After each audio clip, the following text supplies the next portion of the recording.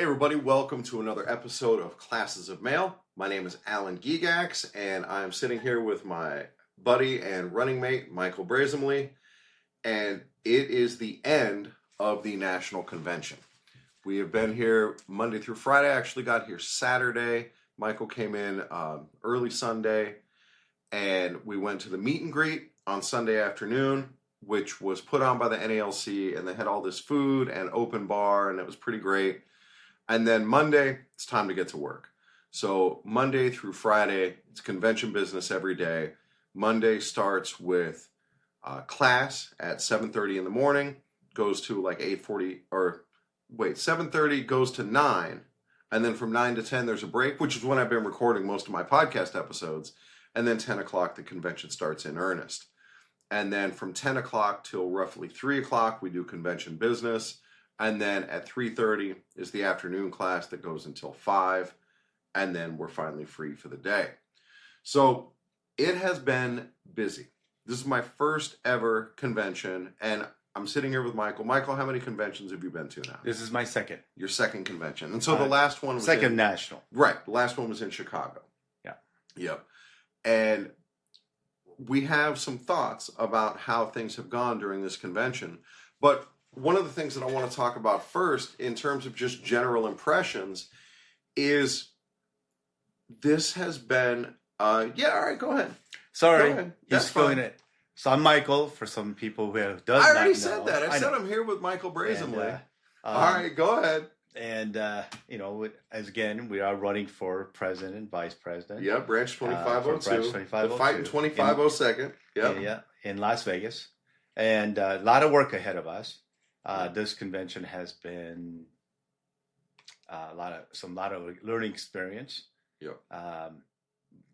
What I do miss right now is that we're sitting here, you and I'm talking, where we could have been interviewed by Corey Walton, but that didn't happen. It's still going to happen. Don't worry about it. Well, for the both of us, yeah, that's true. I'm still on the agenda, but yeah, you got to get out of here. Yeah. Michael is going up to Maine to visit his family. Where in Maine? Near Oxford, Maine, or Bridgeport. Right.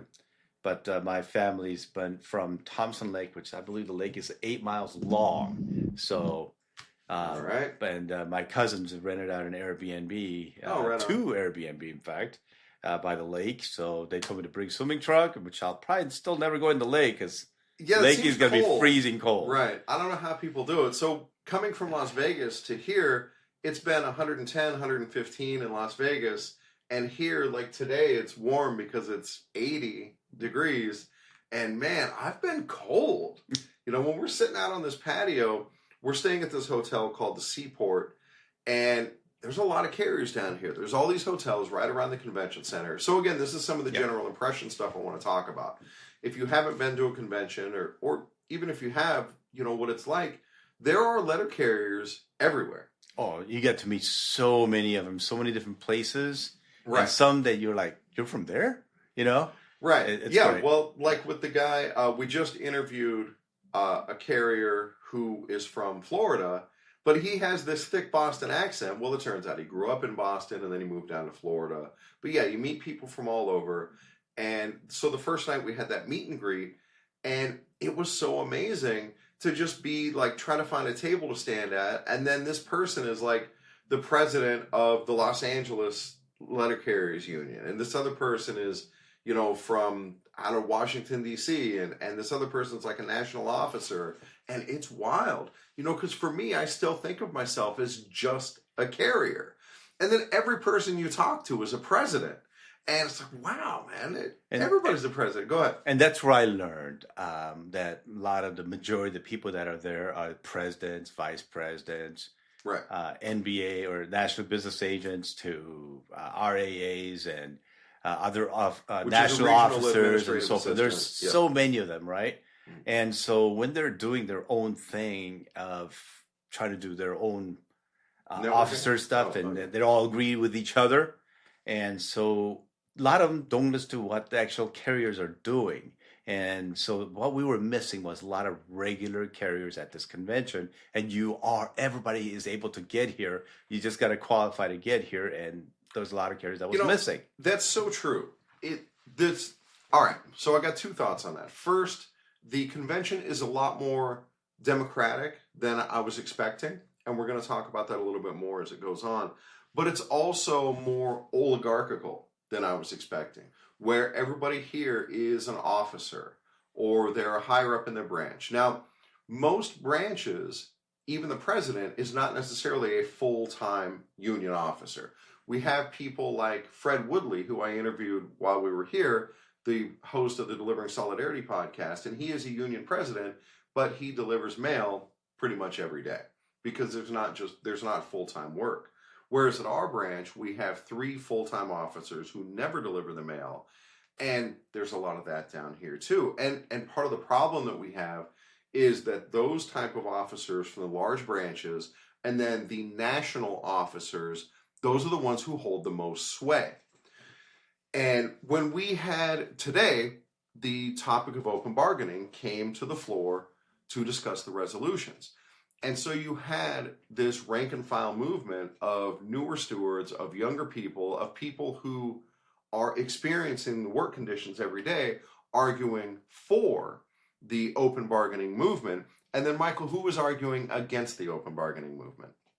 Well, that would be retirees, that will be the officers, and they were all still there, right? Because everybody was leaving. They're trying to get back, agents. And national business agents. They're all still there because they all are either talking to Brian Renfro trying to kiss their ass, and so majority, I said 2/3 of people were still officers and voting for the executive council. Right. And so when we got all these guys like Tyler Vassar and all of them were trying to pass the open negotiations so that we can see what they're doing, right. And they're trying to make all these excuses like, well, you want to see what the pay is going to be, this, and they're like, no, we want to know that you're actually fighting for us. Right. The open negotiation, basically Tyler was saying is, hey, we want to see what you're fighting for us. We don't care that, we do care, but we still want to see what the pay is. But we really, actually, the only thing we really want to see is that you guys are fighting for us. Right. So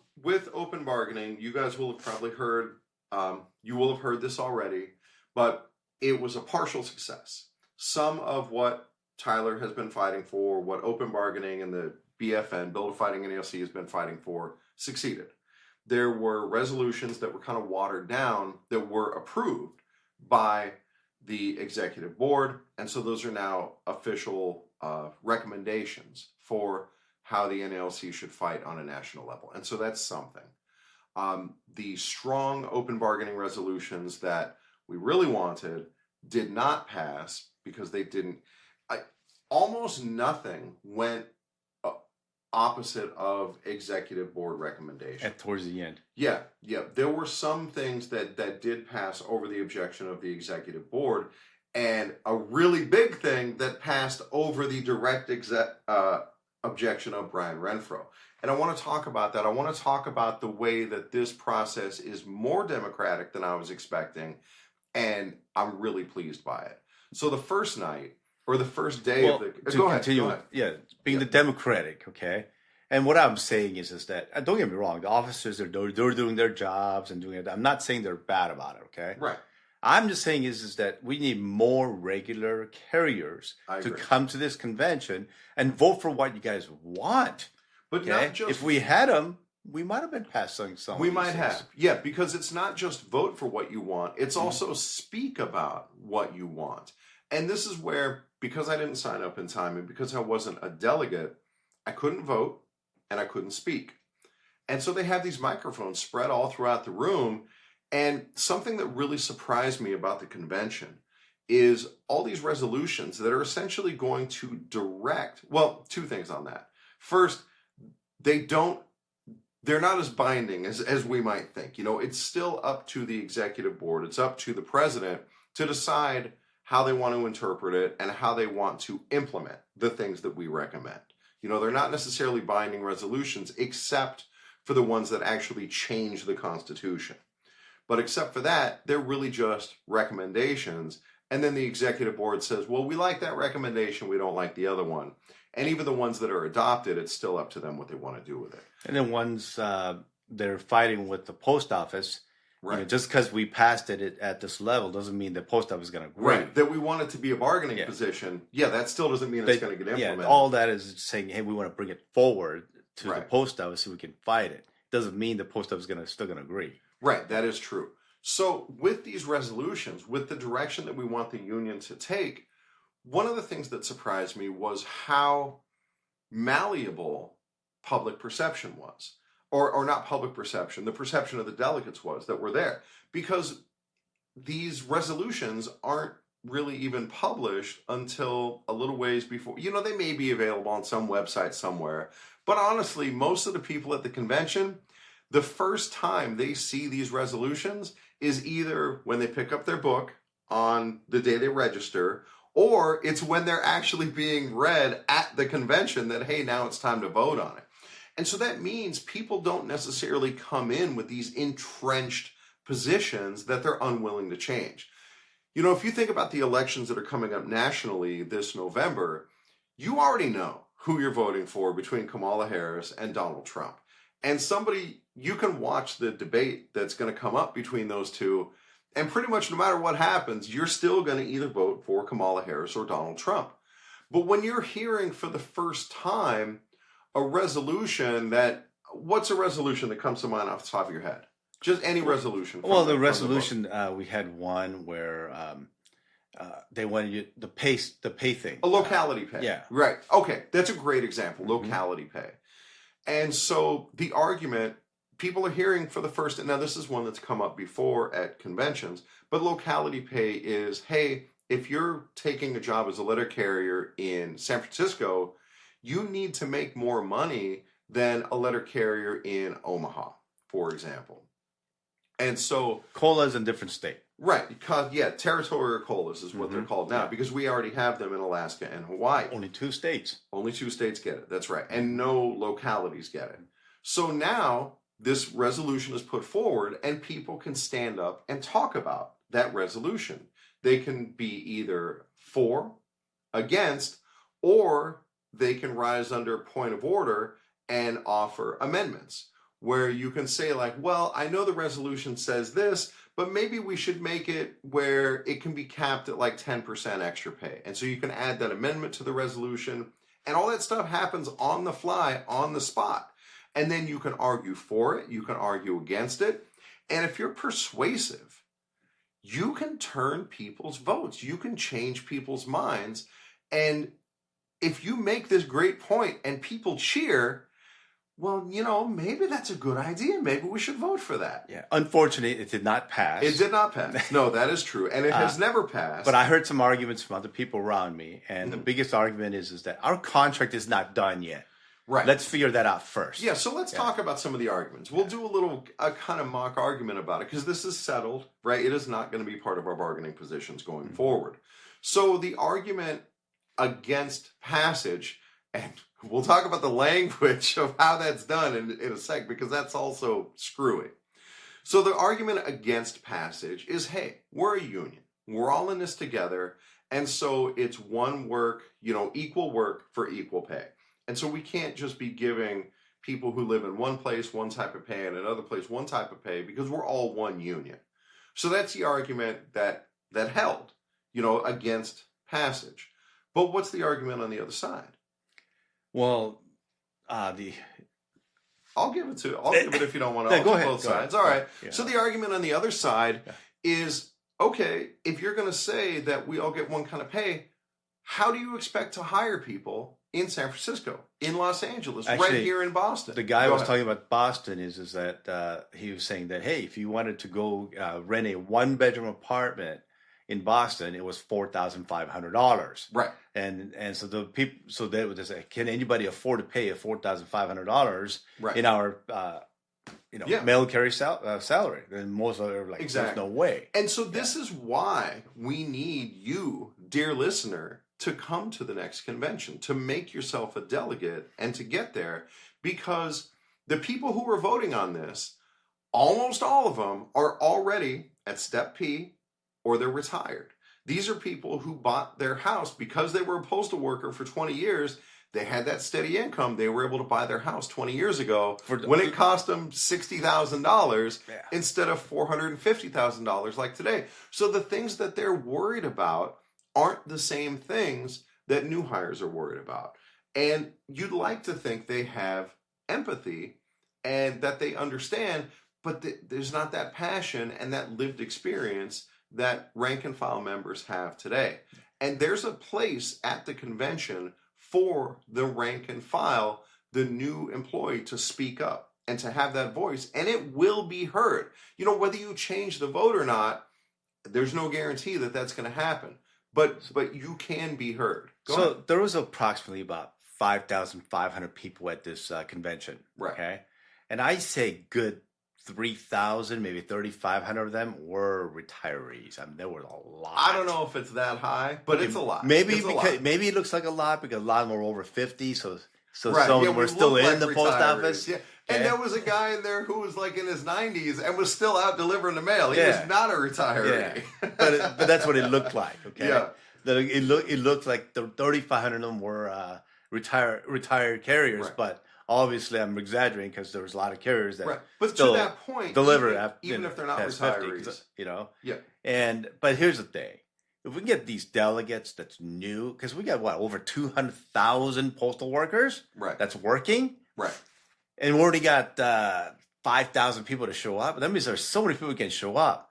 If we can get max people at every city to be able to come to this convention, we could literally have 10,000 people at this convention. Can you imagine if we had another 4,000 more carriers that's younger people that can vote, how those votes could have changed? Right, because it's important for you to realize you are just as much a member of this union as Brian Renfro is. You are just as much a member of this union as your business agent is. You are just as much a member of this union as that retiree is. And you have every right to have a voice just as much as those other people have. And that's what can happen at the convention if you come. They don't police who can get up on that microphone and say what they want to say.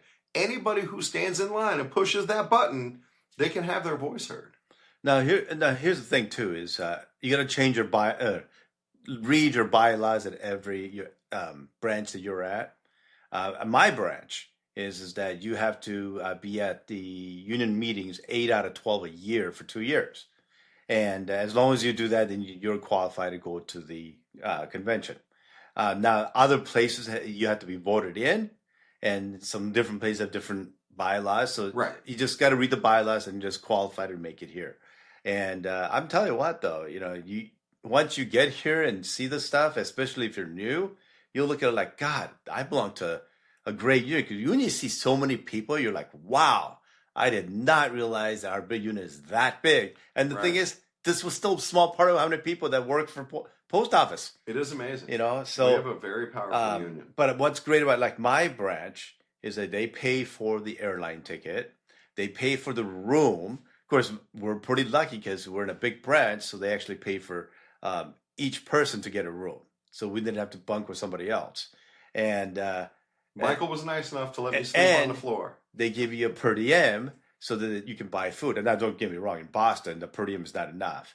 But either way, they give you some to come here. Right. And everybody should take that advantage. And so that, because the union's doing all that stuff for you so you can be part of the union. Okay. And that's, now, don't get me wrong, there's some towns or wherever, you got to have a hard time because some branches don't have the money as much. That's why you got to read the bylaws and hopefully you can qualify to come here. But I really would love to see a bunch of new carriers. And look, I'm 53. So when I said that those are people that was over 50, I'm 53. Too, yeah. So and that's I'm 49. Yeah. And we're both at the top step. No, I'm not at top step. Oh, you're not? I'm at step M. I still got some. I got like 4 more years to go. And your table 2. And table 2 because I started as a CCA. Look at that, Michael, being the voice of the people. Yeah, started as a CCA. So, like we were talking to John Murphy. Yeah.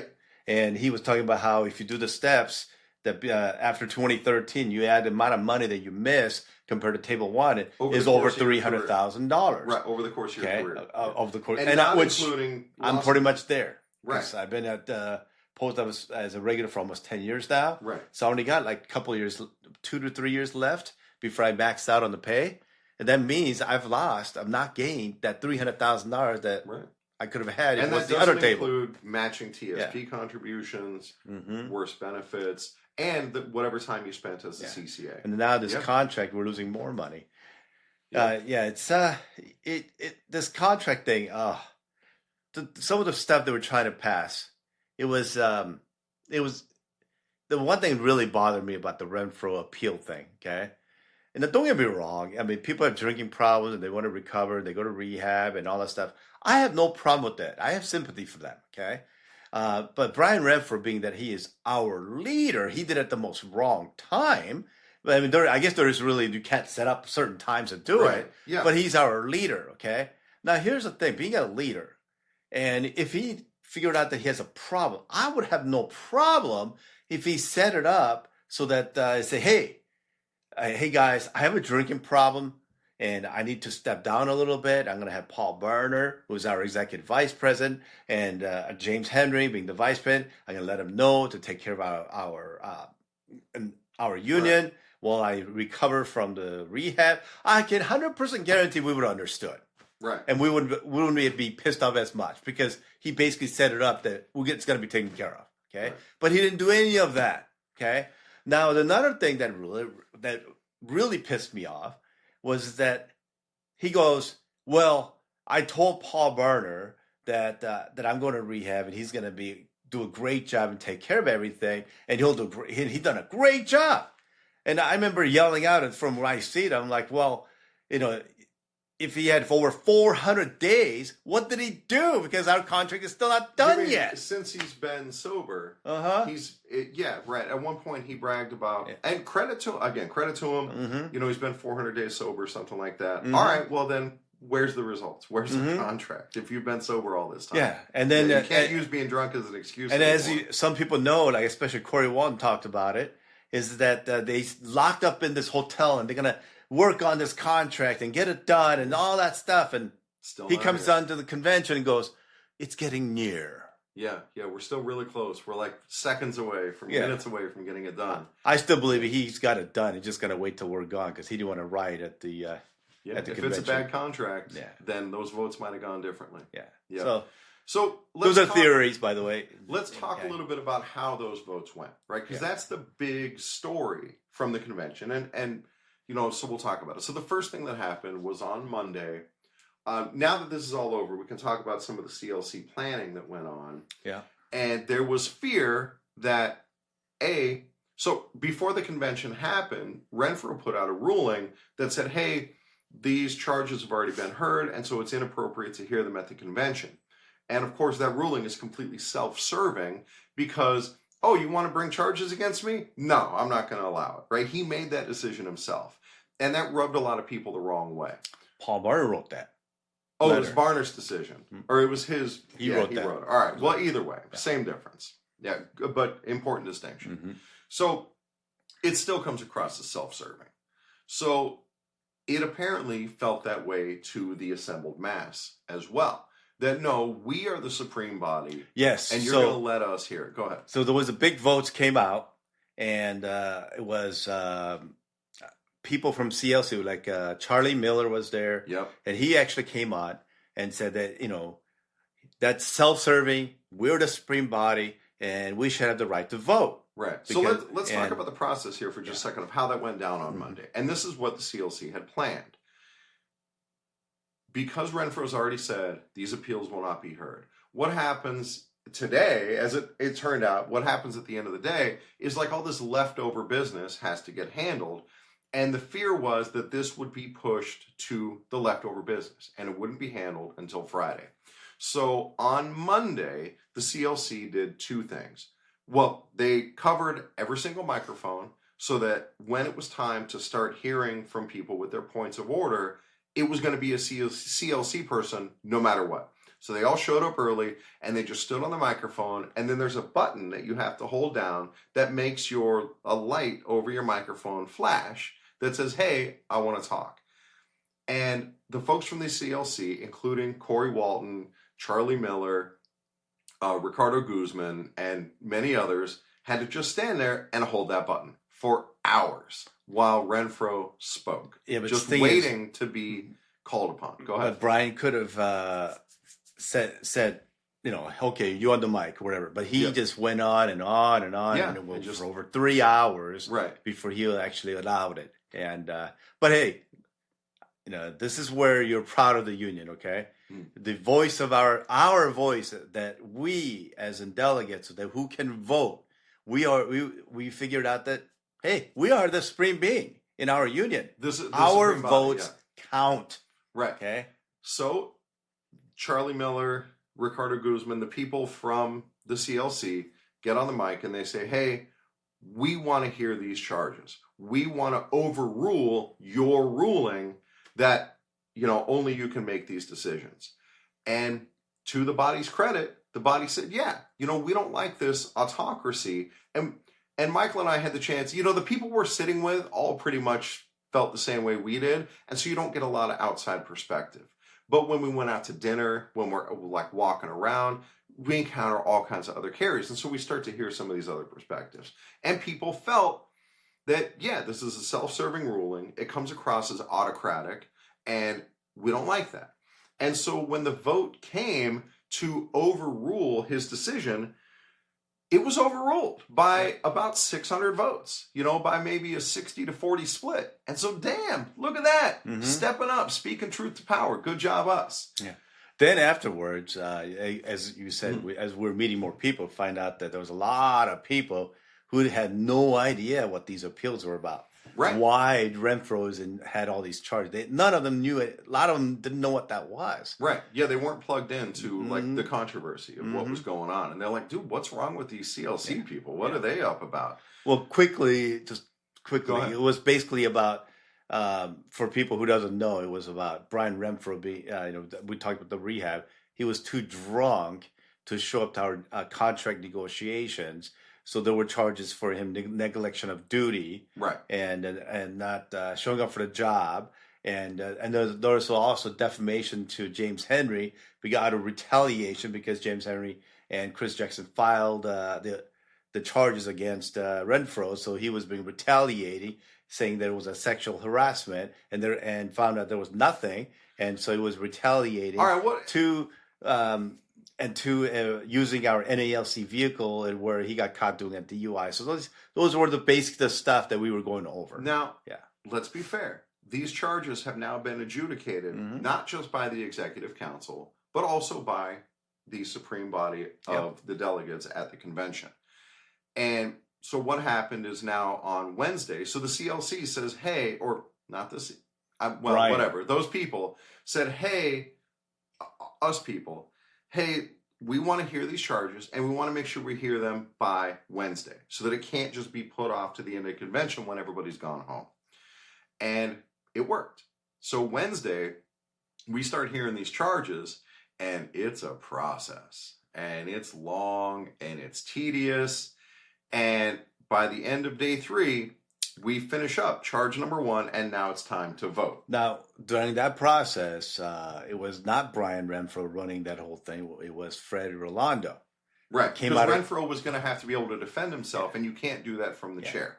Yeah. So Fred Rolando came there and did the thing, but he's so charismatic, so he did make the process a little bit more pleasant it was. Than it could be. This is my first ever time really seeing Fred Rolando, and he was really cool. He was fun. He was funny. He was charming. Yeah, but you got to also remember, Fred knew about it. Brian Renfro's drinking problems, and he still recommended him to be the president. So you still got to take that in consideration too. Yeah. All right. So now it's time for the vote, and we vote on whether we want to overturn the decision of the Executive Council. The Executive Council voted not to charge Renfro, or not to find him guilty of these charges. And so now do we want to overturn? And this is a funny thing about the way voting happens at the National Convention. If you vote yes, like, are we going to overturn these charges? What do we think about these charges? And if you vote yes, you're voting to sustain the recommendation of the Executive Council And if you vote no, then you're voting to overturn the recommendation of the executive council. And this is the way it is for all of the resolutions as well, which is so weird because essentially if you vote yes, you're voting no. And if you vote no, you're voting yes. But that's for the the way guilty, it goes for here. the guilty verdict. Right, exactly. And that's it's wacky. Yeah. So anyway, so we have the vote, and the vote winds up coming out in Renfro's favor. And then the next everything day, came out for Renfro's favor. The next day, and everything came out just to sustain the recommendation of the executive council or whatever it is that they ruled. And most of the votes throughout the entire convention came out that way. And so it's interesting to see this divide where people did say, hey, we don't want an autocrat. We don't want to just go with whatever you say. And then when it was time to vote, we're going to go with what you say. Yeah. But you get one of the things I learned from that is that we had anywhere from 1,500 to 1,700 votes against Brian Renfro. Right, compared to like 2,500 for. Yeah. And so it is a big, it's more pushback than 2,500 to about 2,900 on the votes for Renfro. Right. But that told us that so it's basically about a third of the people were against him. That's a lot. It is a lot. That's it is a lot. So, and having not been to conventions before, usually there's nobody against him. People just kind of fall in line and everything goes smoothly. I've never been to one, but that's what I hear. Yeah. And so this is a big change from previous conventions. And it was definitely an interesting time to be here. So that was the big business. And then there's all this little business. There's a lot of videos. There were these funny videos, credit where credit is due, where there were these three Bostonians sitting at a desk and Renfro's on the other side, and we're learning about like what things are called in Boston and how to understand the accent. And they were pretty funny. Those came off really good. And if you get a chance to see those maybe on YouTube or something, I would check those out. Those came out really nice. And then there's stuff about the history of Boston and the history of the Union. There was a really nice retrospective about our Union president, on the last day they talked about Glenn Norton, the president of Branch 2502 forever. They had really nice things to say about him. At another point, our union got up and spoke at the microphone under a point of privilege to memorialize Glenn, and that was really nice as well. Tuesday. I think that was Tuesday. And Brian Renfro said, we got something planned for Friday. Right. And then that happened today. Yeah. And that was really nice. Yeah. That was a cool thing that they did to honor Glenn Norton. And he is missed. He was a good man. And so all that stuff happens at the convention. There's people who get up and press point of privilege, and then they get recognized, and then they talk about whatever they want to talk about. And some of it drags on. Sometimes it gets tedious. And also not all public speakers are created equally.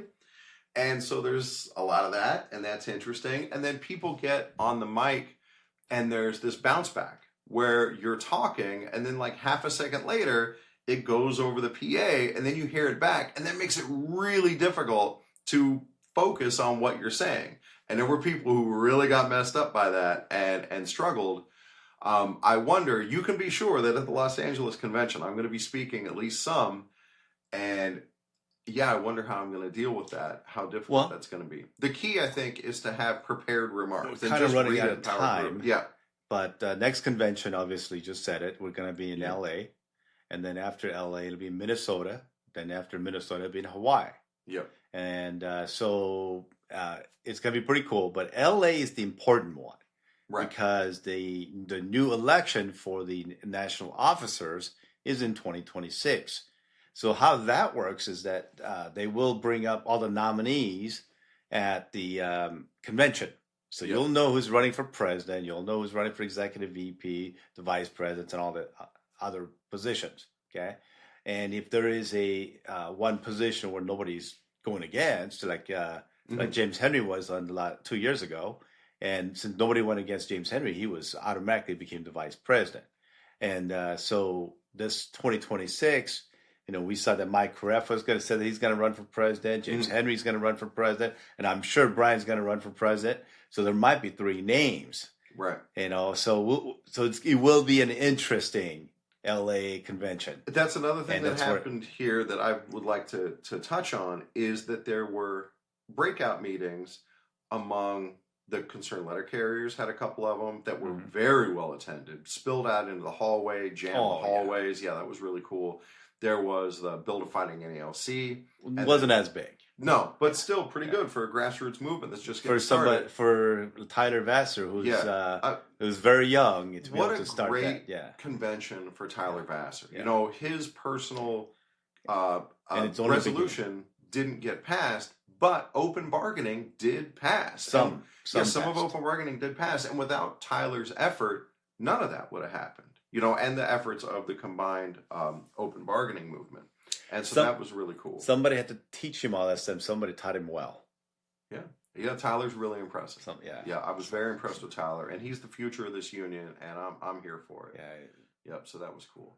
All right, so then the other thing that happened as well is there's classes every day before and after the convention, Monday, Tuesday, Wednesday, I got to Thursday. 5 of them. Yeah, so I think you went to most of them. I think I went to, most of them. Because this is classes of mail, I have my laptop out, was taking copious notes, and so you can be sure that the stuff I learned there, I'm going to do my best to pass along to you. And that will have to wait for a future episode because Michael has a rental car to catch and head on up to Which I'm late for. Yeah. All right, so we're going to wrap it up here. Guys, thank you very much for listening. Thanks for being part of this journey with me.